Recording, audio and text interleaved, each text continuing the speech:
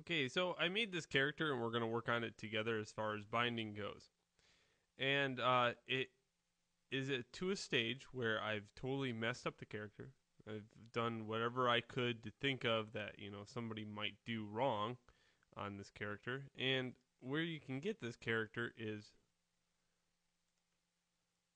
www.houseoftutorials.net/lesson files. And he's called Droid. So if you page down somewhere in here, there he is. Okay, so you can just unzip that to the hard drive and go on with this lesson.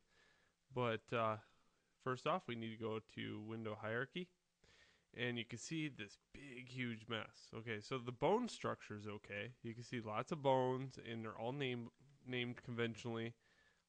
They're none of them are the same name. That's very good. But if you look over here, we have all this stuff going on. This stuff and these spheres, these cylinders, the cubes, whatever else I could think of to put in there. So he's made of a whole bunch of chunks of stuff. All right, so we're going to fix him up first before we bind him to the bones. And how I do that is first, I'll go in here and turn the bones off for one and select all of them. And I'm going to have the hierarchy open at the same time here just to kind of show you what's going on. Okay, so what I like to do to get rid of all these transform nodes and stuff, first off, I like to go to polygons, mesh, combine. Okay, next, these normals need to be turned off, so I'll go display, polygons, face normals, turn those off. Okay, I still got this mess. Okay, so edit, delete by type, history. Oh, wow, look at that. Cleaned up the entire scene because they're combined. I also got some things in here that I'm not sure what they are, so let's kind of, these first three cubes or shapes aren't even in the scene. I'm looking around, I don't see them. This one highlights the entire character. These I'm going to get rid of. Okay, so now I have this. Now, what I can do is mesh separate them. And you can see a very nice organized scene. I got my bones, and I got this, and I got this extra transform node that shouldn't even be there, but a nice hierarchy. Okay, so now that the hierarchy's cleaned up,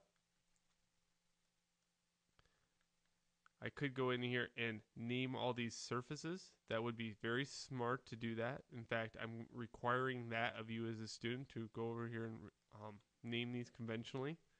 And just by clicking on them, you can see what this is. So this is an actual eyeball. And you can go over here and type in eye, just like that. So name these conventionally. And after you're done, just go edit, select all. Another thing that I want to see is the orientation of the character. See, I put this in a wrong axis for the character. So what I need to do is spin him around so his face, when I look into the front view, is actually his face.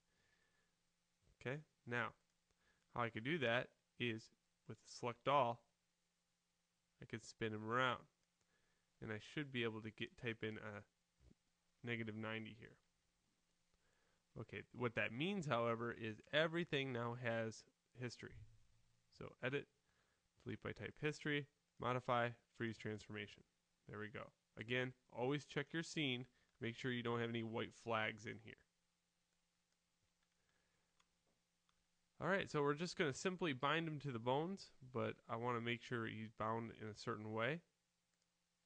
In the next lesson, we're going to start to weigh the character a little bit more in this character. So bind skin, smooth bind, square box. Okay, just going to reset settings. Make sure this is at 3. And uncheck removed unused influences. Okay, when you got a character that's all broke up like this, it's very smart to do that. Is just make sure that you have that unchecked, or what'll happen is some parts might not get bound to certain bones, and you don't have the choice to actually skin what bone to what mesh. Okay, so there we go. Select all and bind skin. All right, so that concluded. That's how you debug your scene and how to clean up everything. You should save this scene